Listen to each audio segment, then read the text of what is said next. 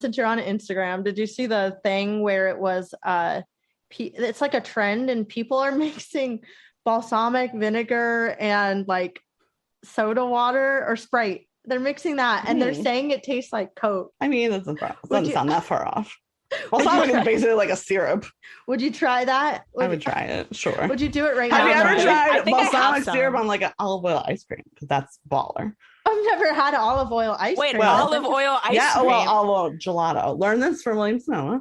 I taught a cooking class, and it was like all about, I think it was like olive oil was a theme, and we made like an olive oil gelato, and then they did like a I'm so intrigued. Balsamic, I need to try like strawberries, and oh my god, like the creaminess, and then like the salty and the sweet was so good. Oh my god, our faces. Yeah. I know. We need to take a cooking class. That's so artsy. Screenshot. Are we having fun? Hell yeah. I'm Steph. And I'm Kayla, and we're two best friends coping with life the only way we know how, one adventure and a cocktail at a time.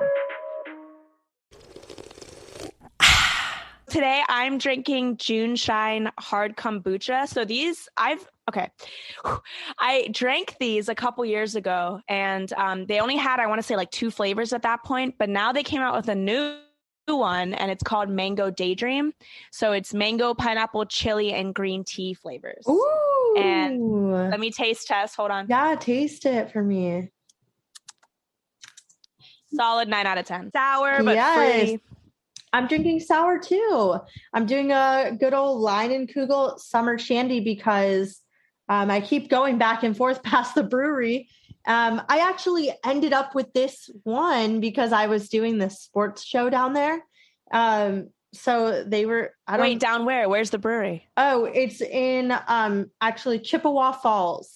I love saying that. Chippewa Falls, Wisconsin. Wisconsin.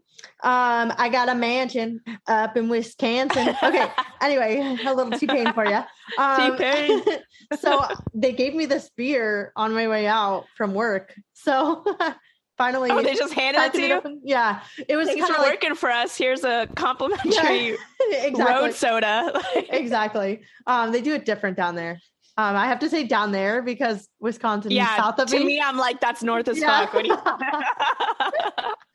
down there, wow. I really changed. So I was at the store getting those for me and beer for Mark, and Leinenkugel came out with like a hazy IPA, I think, which is like weird because most of their drinks I feel like are like 3%. Like that shandy is like 3% or something like that, right? It is? I thought it was really low. How come it doesn't say like really easy? 4.2. Oh, okay. It'll still get me drunk. Oh, maybe I'm thinking of something else. I'm thinking of grapefruit, Hoffer, whatever. I'm a lightweight. So today our guest is named Brianna King, and she is a coach and strategist who helps business owners and busy moms build resilience and manage expectations through life and business systems. So I don't know if that means anything to you, but we will break it down.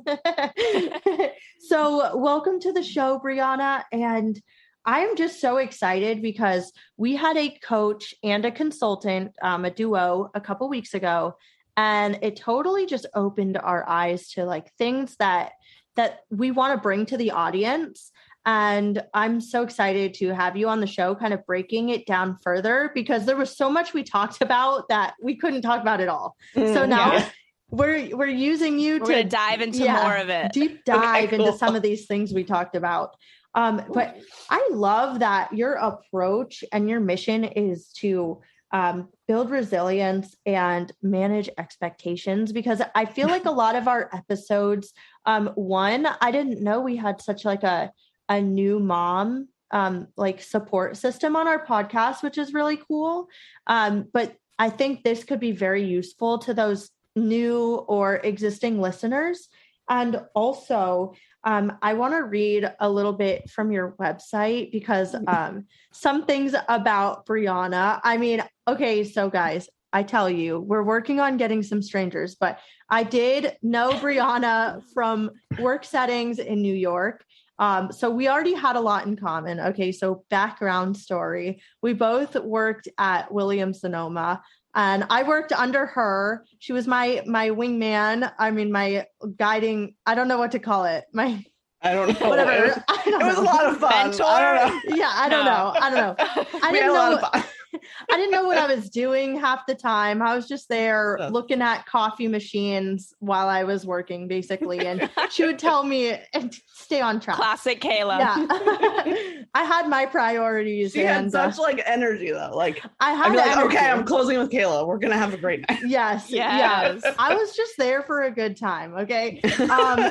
So here's the thing about Brianna, though. She wants to live in a world where there are more resilient introverts, which is funny that you'd say I'm like the energy, because I probably was just like way like too extroverted energy, just like a presence in the building.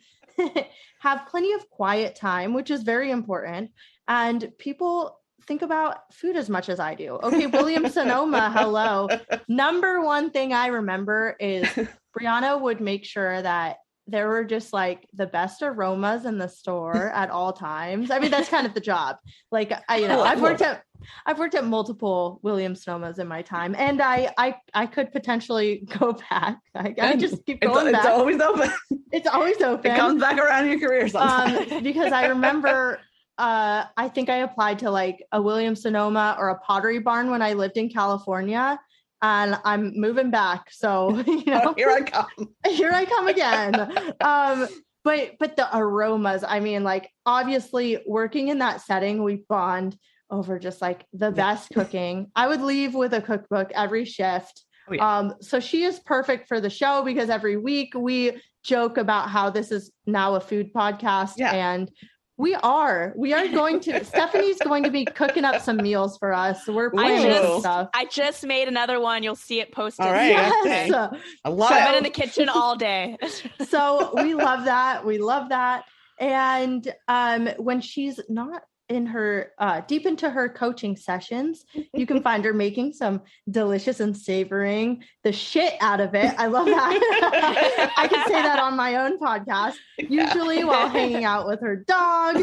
And she feels like a walking contradiction, don't we all? She's a New Yorker through and through. She has no time for bullshit. Boom, get your work done. Okay.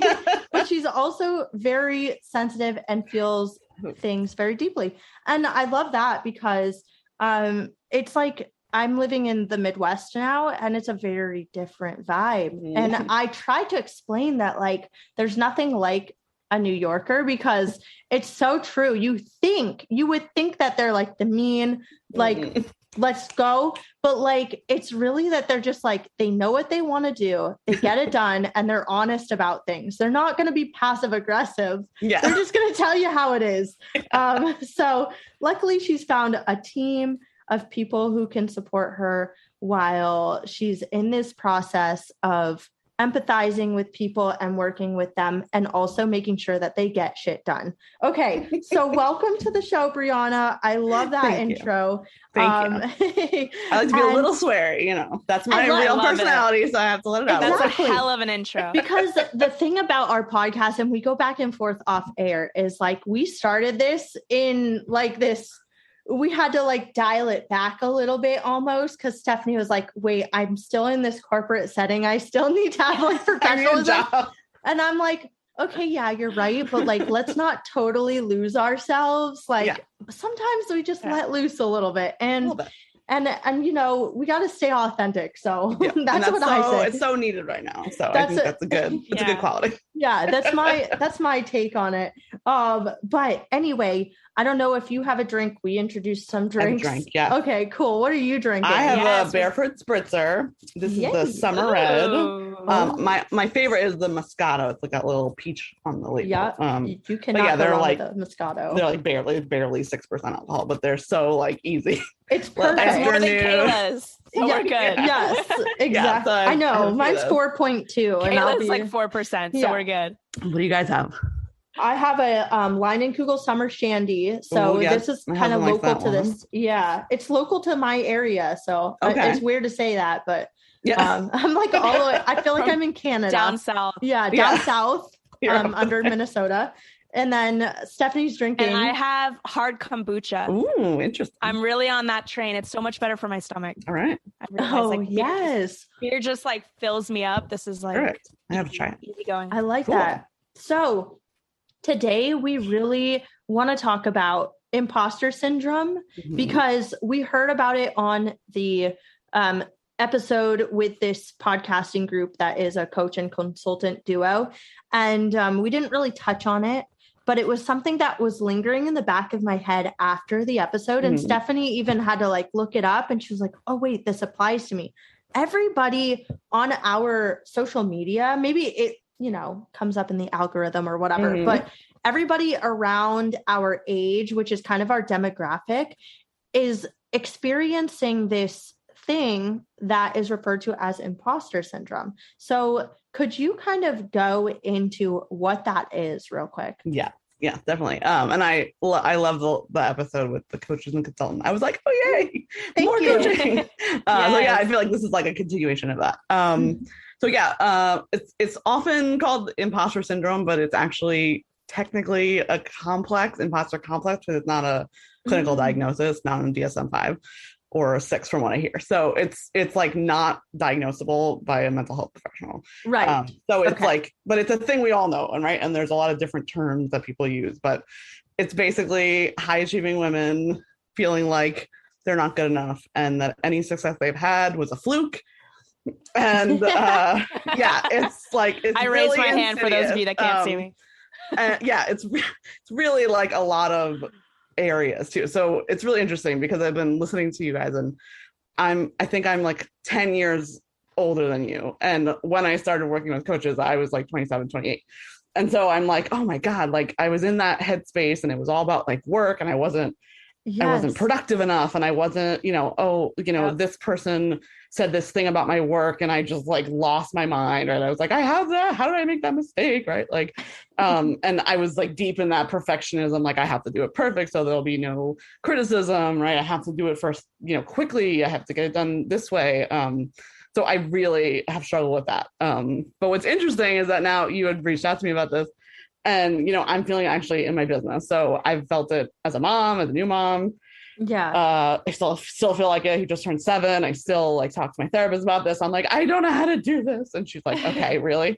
Like, stop it. But now I'm like, I started a business and I kind of always wanted to be a business owner, but it kind of happened quickly and differently than I expected. Doesn't life, right? Pandemic happens. I'm like, oh, I guess I'm starting a business now. So it's been really like, oh, okay.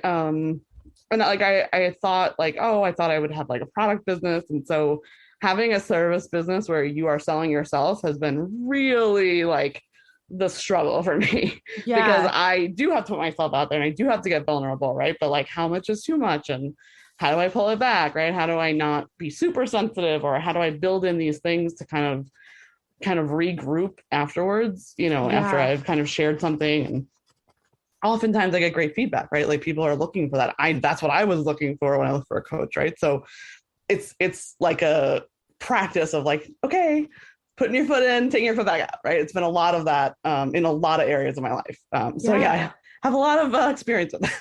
I love how you said though, that you were like going through it and you kind of became what you needed at the time when you were like struggling the most. I love that. Cause I feel like that's kind of like what this is becoming for us. Like we're still, I mean, we bring on guests almost to like open our minds to different things. But at the same time, we're realizing that like, we really are in a better place than like when we started or before we even imagined starting. And we're actually like servicing, I guess, listeners in the way that we would have wanted to hear it. Like when we were, starting the pandemic. I mean, it was a very different era for everyone. How did you figure out, I really have a need to service these new moms or new business owners?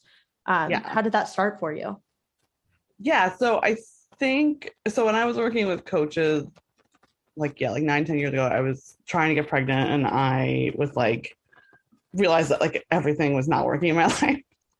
And I was like, okay, well, so what do I want to do then? Like, there's like, this doesn't work. Right. But like, I didn't realize that. And so now what do I do? And so it was a lot of introspection, right? Like taking time for myself, taking a lunch break, not working 4 hours of overtime just to get that comp time, right? Like, which ended up being really helpful when I had my son, but I was miserable. And so like I started taking vacation. I started taking a day off when I had a doctor's appointment instead of making it like I have to go to the doctor's appointment and then get back to work. And I had to take care of myself. And that was really a lot like what I was working with coaches, right? It was all like really connecting to yourself. And anytime I started working on myself, all my other relationships got easier, right? Like I was a little more, either firm in a boundary, or I was more clear that like this is a yes, this is a no for me. And it sounds really wrapped up and pretty in a bow, but it was probably like a 2-year process. Then I like got pregnant and had a kid, and that was like a whole other reinvention. So yeah, I mean, when I think about it, like that transition wasn't all that different than what I did 2 years before that. So it's really been very much kind of woven into my like last few years of like, okay, I'm trying this thing now. Okay, I'm, how do I not over-identify with my work? How do I become separate of a person, right? Like new moms struggle with that. Business owners struggle with that, right? Like you can burn out on stuff you love. You can burn out on a business, even when you're not making money. I've learned like, and I think that's really important too, because imposter complex has a lot of burnout qualities, right? I think you guys are really mindful about when you talk about it, but you talk about, I don't want to burn out, but I want to take care of myself on trying to do this hustle, right? Because we are told that the hustle and the burnout is how you get where you want to go, and then you can take a break. And that's not really how it works. I was like, oh, I gave my job my best years. Like, I'll get that time back when I have a kid. Nope. They just wanted more from me. Again, you learn this the hard way. But, you have to take care of yourself. And sometimes that is that I have to take a Tuesday afternoon off, right? And so you don't really recognize that, I guess, in the moment, I think, until you're like, oh, like, you don't take care of yourself until it's an emergency, and then it's an emergency. So it's a lot of like, and then you're out for longer, right? Normally. And like we don't do like the front thinking of that, right? We try to kind of clean it up after the fact, and then we realize like, oh, but we're still doing, like, that's the pattern, right? That's always what we're doing. And so it happens. You got to be proactive. It happens with new moms. It happens with new business owners. It happens when you're in a shift in your identity in any way, which is whether it's starting a new job, moving to a new place, right? Like regrouping and being like, okay, like this is a new thing I'm going through. And it's really like you're learning more about yourself through that. Right. Wow. I'm like learning so much from talking to coaches. No, I'm kidding. No, I'm new life calling. I'm just learning so much about what coaches do. It's so interesting. Yeah. And it's so crazy because it's like not, and this is so funny because there's not a lot of people, there's not as many coaches on the East Coast, right? In my coaching certification, everyone was on the West Coast or in Canada. There's like 2 of us from New York, and I'm the only one that's like really New Yorker. So it's really been interesting to see like as it's making its way east. But it used to be like, oh, I have a life coach, like I'm so cool. And that's just, it's so not that, right? Yeah. Some people are that. And it's so interesting, like, because my high type A, high strongness was like, I don't need that, the woo, I need the, like, tell me what my job is. But now I'm like, oh yeah, no, I need both, right? Because that I don't want to recognize myself, right? That woo or that universe stuff or the astrology, right? That is like the piece that's like, oh, that's so interesting, right? Like that's the magnetism side of it. Yeah. And so it's like such an interesting kind of thing. And I don't think I was like, oh, I'm going to be a coach, like very obviously. I think it was very like, oh, of course that I need to be a coach. Like it wasn't very clear to me, or I thought it was way far in the distance, and it was like, oh, it's here it is. Like you're doing it now. Okay. Yeah. Awesome. What was your line of work beforehand? So I come from food service and hospitality. Okay. So that's where a lot of like the helping business owners stuff is, because it's all about like process. And I was like, writing SOPs was like my favorite thing to do in my like food service job. So I would write them, I would help train them, my team would look at them. I worked a lot with Department of Health in New York City. So there was a lot of like, well, this is the like, all these words that don't make sense to real people. I had to like make it into, okay, this is translate it. Their policies is this is what our procedures are. Where's the me in the middle, and then explain that to real people. Which I think is so interesting, right? Because I think if you don't like it's just not a thing that everyone knows, and I didn't realize that. I was just like, oh, everyone knows how to do this. Again, that imposter complex, right? Like, oh, this is a fluke, I don't know how to do this, you know. I learned how to like just study data and figure out like connections, and I was like, oh, this is helpful, like I can use this. But again, just thought that everyone knew how to do it, and now I'm like, oh no, I have to help other people do this, because it comes easy, but I can help other people then, because it does come easy to me.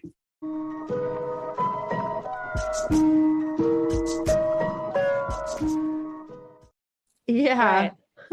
Yeah, and then I was like, okay, well, now I don't want to leave this industry, so that's really where I've kind of struggled the past couple of years. I went back to retail because I was like, really can't do any more, you know, night shifts and 14-hour shifts on my feet, and I have a family, and it's not for me anymore.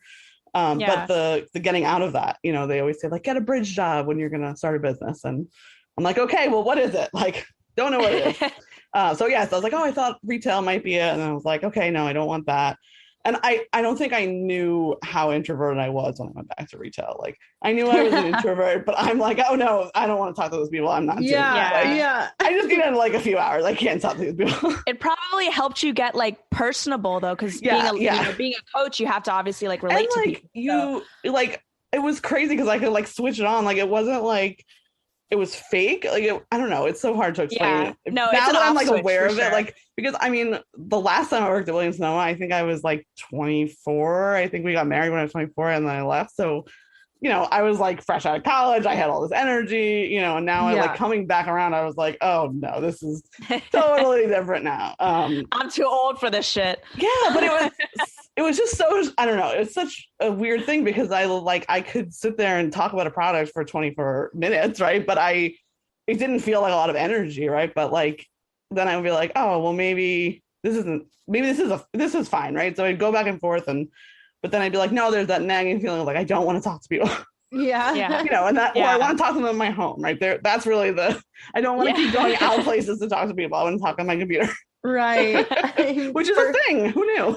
For me, I totally get that, because I've learned very, very recently that I don't want to sell products. Like, I will talk about them all day.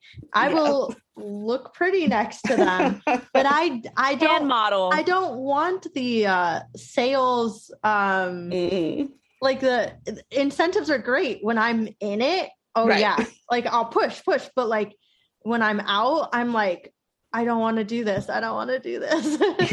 Well, and that's like a thing that you need to pay attention to, right? Because how many times do we notice that and we like keep pushing through, because no one's ever told us how to recognize it and do something with it. Yeah. And sometimes it isn't immediate, right? But sometimes it's like that happens again, and then it happens again, and you're like, okay, like maybe I need to look into this. And that's actually really what a coach is great for, right? Pointing out this thing that you say, and you just talk, and then I'm like, well, I hear you saying this, you know, you said this, but this is kind of what I'm thinking it is. And then we kind of, it's all about like the client and where they're kind of headed, which I think is not really always as obvious with coaches. It's really all about like, what is the client looking for? What do they need support with? And they don't always necessarily know in the moment, right? But we can kind of steer things and see what will be most helpful for them. So like, as far as like this imposter complex, I like that you broke that down too.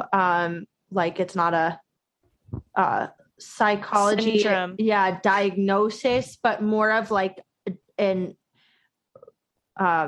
just like not a condition, but just like something. Like it normalizes it a little bit, right? Because then it's like, oh, I'm broken, something's wrong with me, right? I just have to get over this. Which, you know, then adds to the shame of that. Like, it's just a soup of like, ugh, why do I feel so bad about myself? And it's like, of course I feel bad about myself. Right. It's funny because makes sense. I had this conversation with my boyfriend too, and he was like, what is that? And I was like, you know, I have a feeling it's more of a female thing.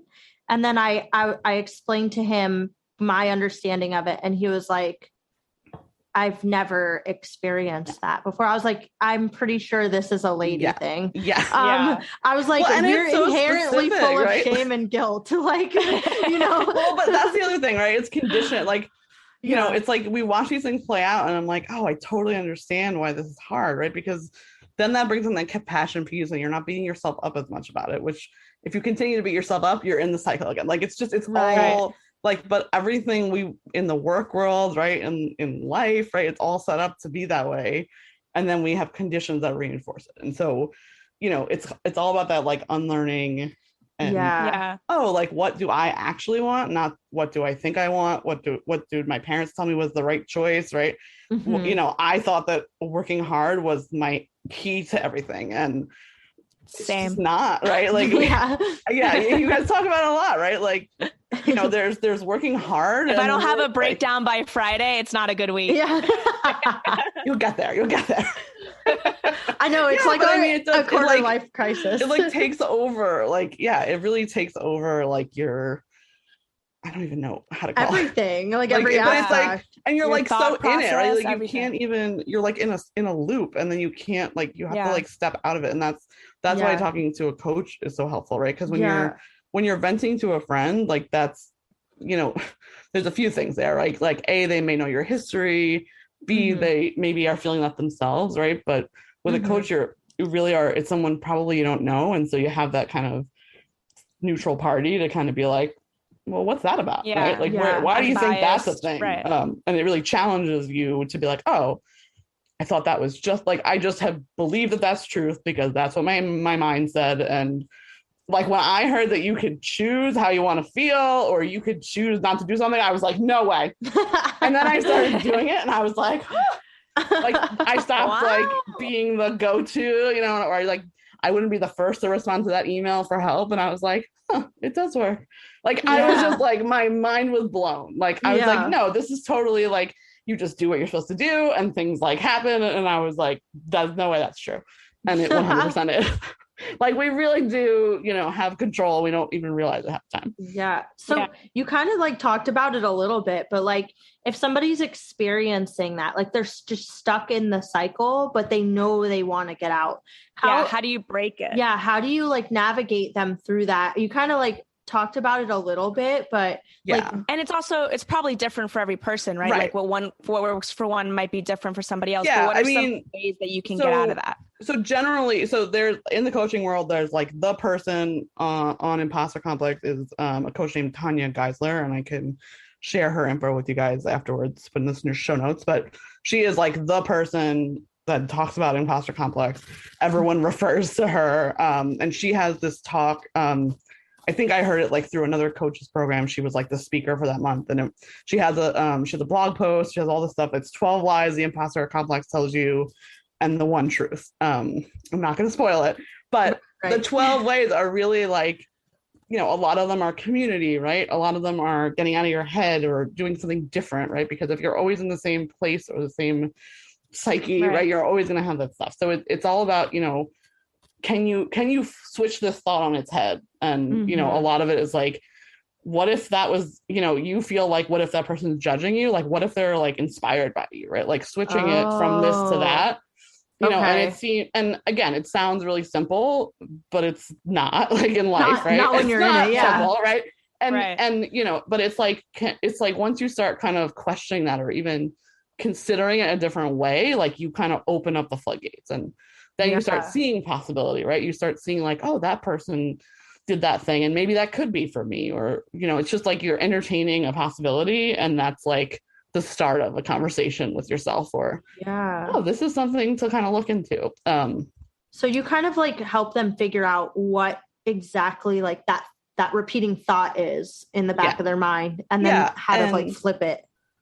And that's really oversimplified, right? But it is though. But it's all, and that's really what coaching is like for me. All about the questions, right? Because you can ask someone something, and they just like, I remember being like, I cannot believe that that's a thing that exists in the world, right? Because in my mind, that has always been true, that this equals this, right?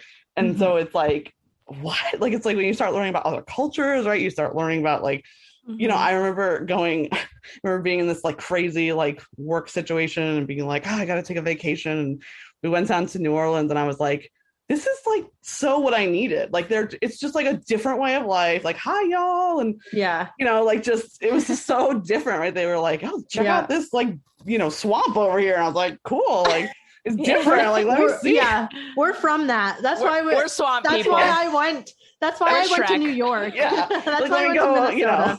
this weird beach land. You always want what place. you can't have, right? Yeah. So you have to like flip it. Yeah. But I think it was like so like it was very symbolic for me because in that time of my life, because it was like, oh, like I just assumed that everyone was in the hustle and bustle of New York City, like because that was my reality, right? And I just was like, yeah, you just work in the city, like that's just what you do.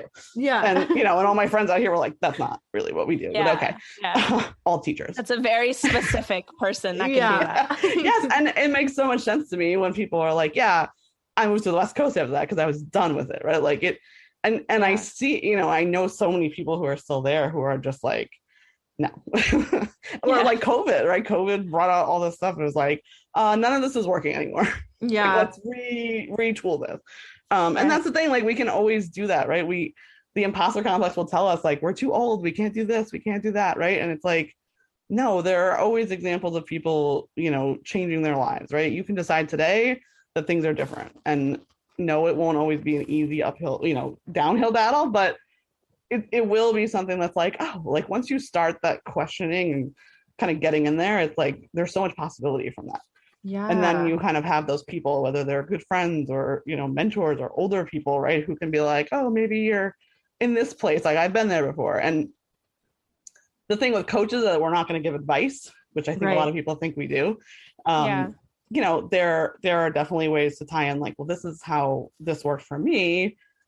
But it's never like, I think you should try this. Like, if I'm going to ask you to try something, it's like, I have an idea that maybe you could try this. What do you think about it? I'm never going to be like, just do this and see what happens, or this will solve your problem. Right. Like, and anyone who tells you that is not really a coach. Sorry, but that's not that's not necessarily what a coach is. And so there's that line of coach consultant, right? Which is where I kind of have to be careful when I'm working with business owners, because I can coach, like I can tell what's underneath it's a lot of fear, right? It's a lot of the overwhelm keeps you stuck. So you don't do the real work, which I only know because I'm the one that does that, right? I had the pretty Asana board. I had the 5th iteration of my website and I'm like, where are the clients? Right. Because that's where I'm spending my energy, right? And I needed the coach to be like, hey, but when you're kind of telling someone how to do something, it's a little bit different. So it's definitely keeps me in check to be like, okay, I have to put this hat on. I have to put this hat on.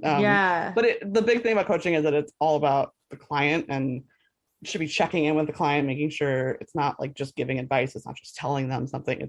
It's really like a two-way conversation that kind of helps them. And so much of the work is in between, right? If I do like a coaching, like 2 to 3 month thing, I usually do every other week of sessions or every 2 weeks, every 3 weeks, because you really need that time in between that we talk about this imposter complex, and we say, okay, what's one thing you can try, or what's one area that you're noticing this in, like, how can we test this out? And then you test it out in your real life, because that's where the work is actually. And that's actually harder.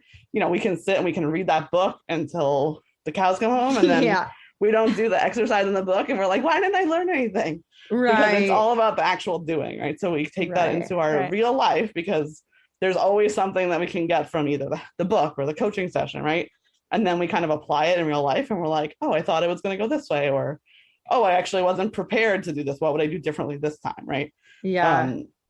So that's really where, like, everyone likes to think it's happening on the coaching session. Yes, sometimes, but a lot of times it's when you bring this kind of thing you're learning into your real life and apply it.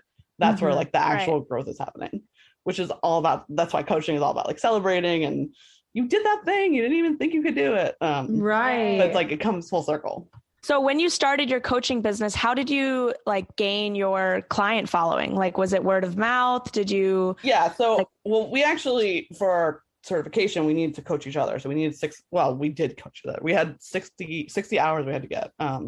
So we typically would do either half-hour sessions or hour sessions. And I think most of them had to be paid. So we learned how to like invoice.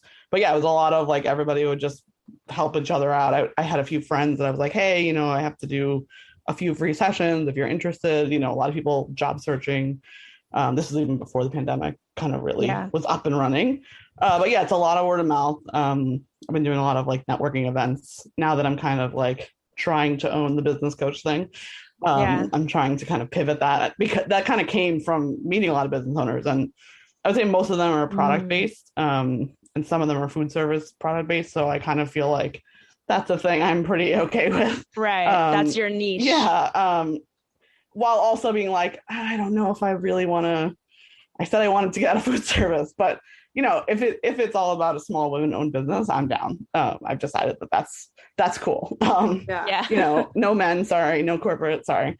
I decided that's the line. But yeah, it's been really interesting to see like, okay, where am I kind of getting like who's kind of picking up on this, right? So there's a lot of like support from like the coaching community and a lot of friends I've made, but it's like they may like myself on Instagram, but they're not my ideal client necessarily.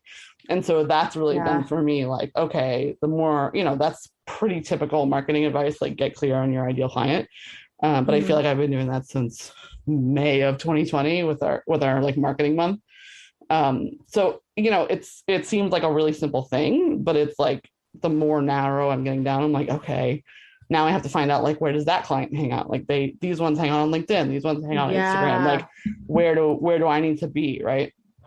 I love that. Thanks for sharing that. We had no idea like really like what the what a coach does. Yeah.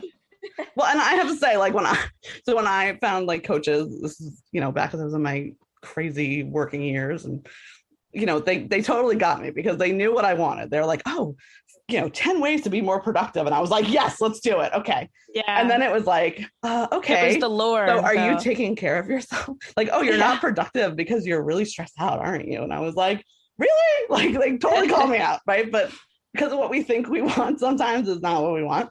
And so it was really all about I remember that it was like a 3-week thing. And I remember that first session being like so mad. I was like, I can't believe that this is what this is going to be. Yeah. And it was like, we wanted them to say, like, how do I work myself to the bone? But they're like, you need to pause. They're like, have you been not going to the bathroom because you have so much work to do? And I'm like, are you like in my office? Like, get out. But that's like what it is, right? And the more you like diminish that, like you diminish yourself, right? That happens with everything, right? The more you're doing that, the more you're sending that like energy of like, I am not taking care of myself. I am not valuing myself. Right. And that's really where it's okay to like pack on the work on me. Yeah. And, that's taken advantage of too. So we don't want that either. We don't want to do it to ourselves and then like have other people realize that, which is where I lived for a while. Oh yeah, she'll take care of that. No problem. Sure. She'll take on that other job. No problem. No. Yeah. Yeah. There's boundaries.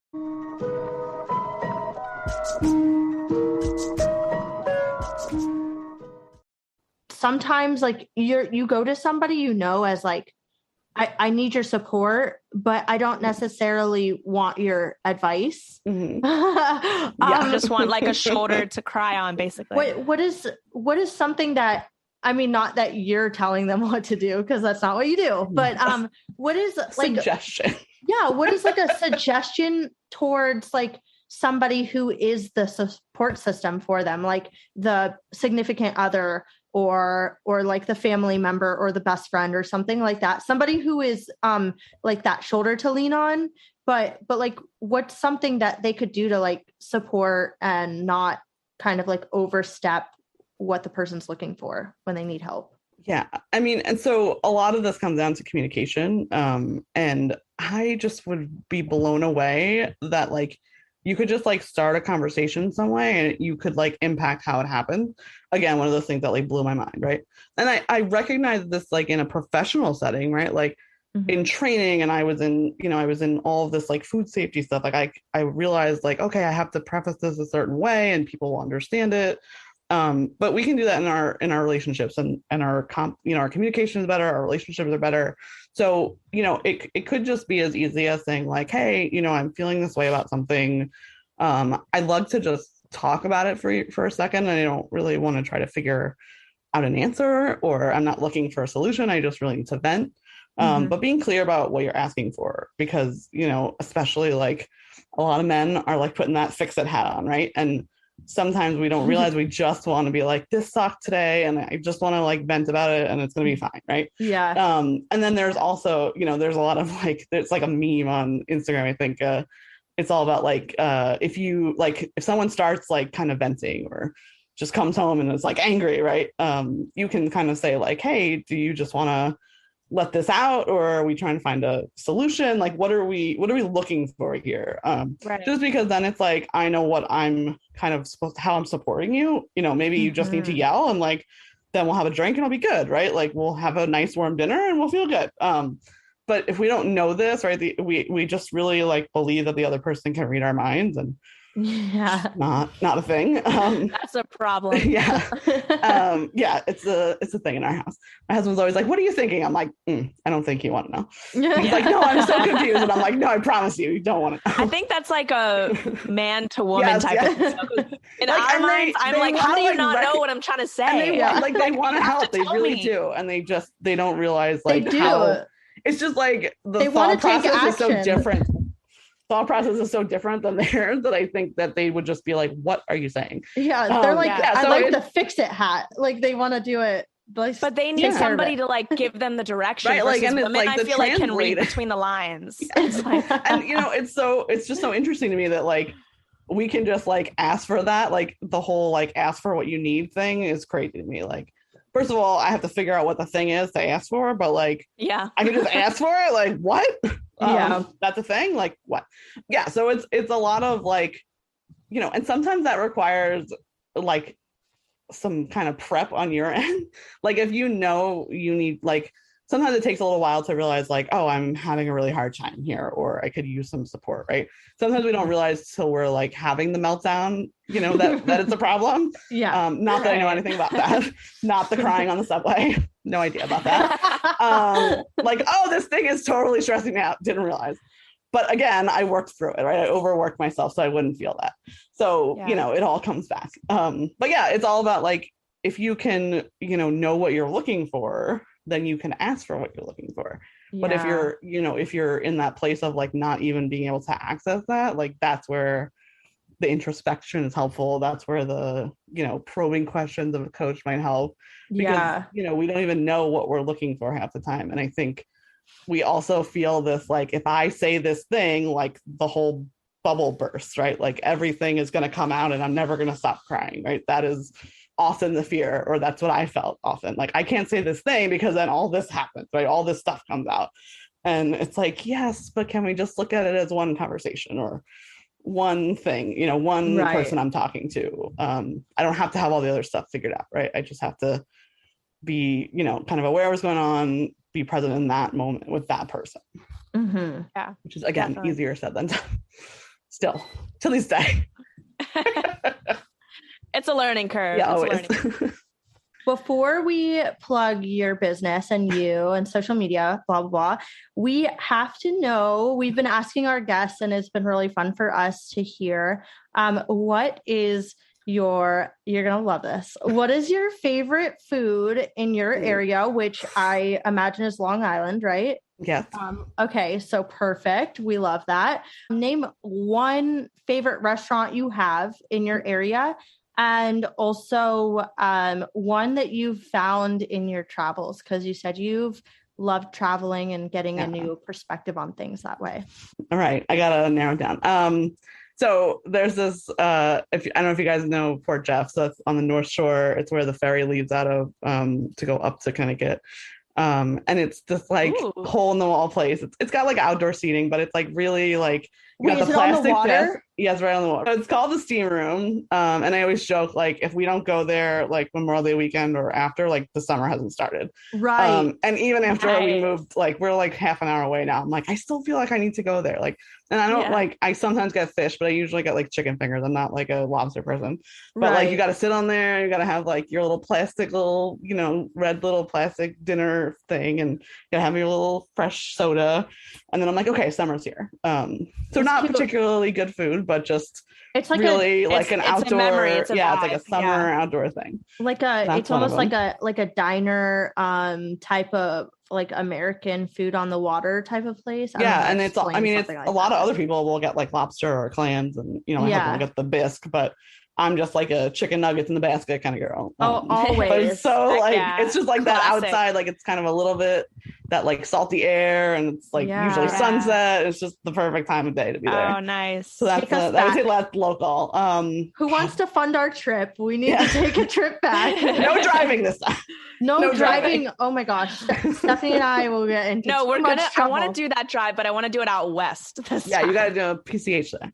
Yeah. Okay. I was like, we drove out west to the city after. Yeah, that's different. No, west, like West Coast. After a long night in Long Island. That's a story for another podcast. Yes. We'll have to do that. All right. What was the second one where I've gone? Oh God, there's so many. Yeah, like anywhere, any travel. Just like a really memorable like city and a restaurant you found there. So I think I'm gonna go New Orleans. Nice. Ties it back together. Yeah, right. Small world. So I think the best restaurant we went to there was Nola by Emerald. Ooh, Actually, no, I'm sorry. It's still New Orleans, but it's the beignet shop. I mean, that's like iconic. Okay. And it was like just like covered in powdered sugar. You just like can't wear black when you go. And then we got on like the little trolley, and we were just like, this is so cute. And you can just like carry drinks around. Like they don't even believe. Like you just don't need to like put you can drink, and like it's crazy. Yeah. Entertainment have a drink districts. on this like little trolley. It's crazy. I think what you're saying is Stephanie and I need another trip to New Orleans together. Gotta get down there. We have 7 trips planned right now. Anywhere Stephanie can get hotel deals. There New Orleans. Yeah. There's a Lowe's in New Orleans. Let's go. And we you have guys gotta get a credit card, a rewards credit card. Yeah. I have one. There we go. Let me tell you, that Marriott card. I'm like, travel. where are we going? Where are we have a Marriott there. We're going. I did a whole podcast episode about getting this travel credit card because that's how I spend all my stuff. Perfect. These are like the pushing 30s thing that we looked at now. Yeah. We're like, how can we get this cheaper? Yes. Love that. Well, any way to do it. Thank you so much for sharing all that insight on Imposter Complex. Ooh. I gotta remember Studying. Change that. We're changing it. That in my mind, and giving some insight into how you really break down the process of helping people just like find the answers they need in order to like take action on whatever they're having issues with. Like that is just something that we're all going through. And like, I just keep saying that, like, I've been seeing it everywhere and just, I needed to talk about it. Like I needed to just like kind of explore more. What is it that people are like, why are we all, is it like the full moon or no, I'm kidding. There's a lot of that comes back around. Yeah. But yeah, I mean, so much of that too is, you know, that whole like you have the answers yourself, like that cliche, but like, you know, so much of that is from how you are doing things, how you process things, right? And people like, process things different ways. It's like forcing you to like think about what you're feeling, and people try to avoid that, especially you know when we're trying to overwork ourselves. We think that'll just solve everything. But we're learning about that. We're learning. But well, thank you so much. And how can people find you on social media and like your website and things? Yeah, so I'm mostly hanging out on Instagram, and what's my username? Brianna King Coaching, I believe, is my Instagram. And then my website is just brianna-king.com, and 2 N's in Brianna. So we'll spell that out. There we go. We will spell that out for you. Yeah. And then on my website, I have to put the link in, but I just added a resilience playlist that I've been working on Spotify. How cute. So I think maybe people will be interested in that. It's pretty much the past 9 years that have been a little crazy, and all the songs. Most of the breakup songs are about leaving my job. So my husband knows that. I had a lot of work breakups, which he should know. But yeah, a lot of like very like singer-songwriter, summer, just like angry songs. But yeah, I wanted to just share that. So I'll have a link on my homepage for that. And if people resonate with you, they can even like look up your coaching. So and I do offer a free 30-minute call, which is typically how I start any coaching relationship, because it really it gives you an idea of kind of what coaching is like. We can even solve a short kind of problem on the call. But then, we see if we're a good fit together, because I might be the kind of coach that's not really for you. There's no obligation, you're not required to book something after that. So it's just a completely free call.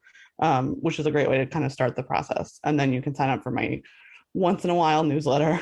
It's coming up to once a month is where I'm at right now. So should we by next week we'll be setting that.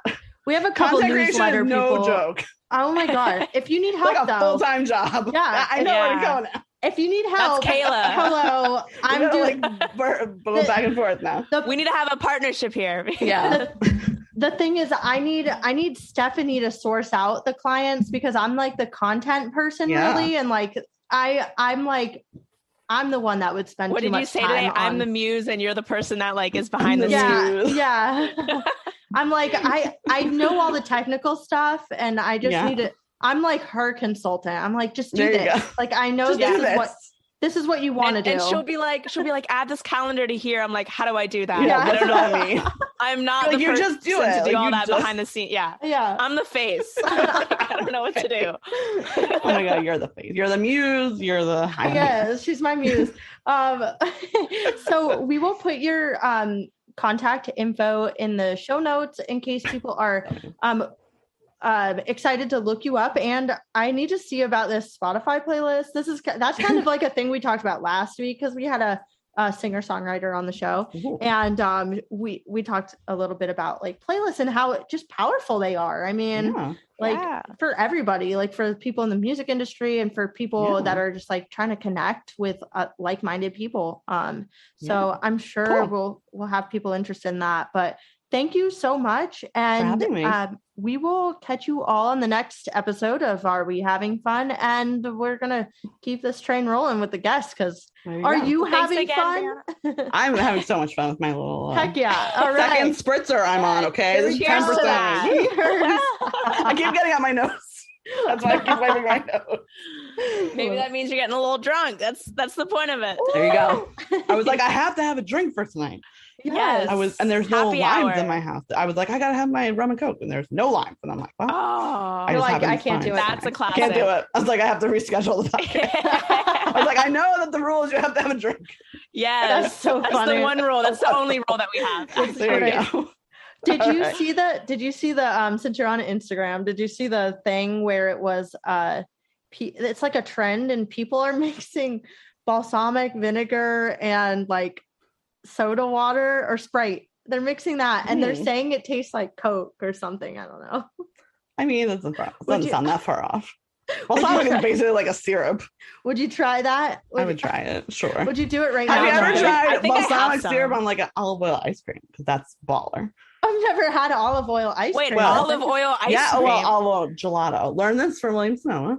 I taught a cooking class and it was like all about, I think it was like olive oil was a theme. And we made like an olive oil gelato and then they did like a I'm so intrigued. Balsamic, I need to try like strawberries and oh my God, like the creaminess and then like the salty and the sweet was so good. Oh my God. Our faces. Yeah. I know. We need to take a cooking class. That's so artsy. Screenshot that. Thank you so much for being here. Thank you for having me. We're all drunk now.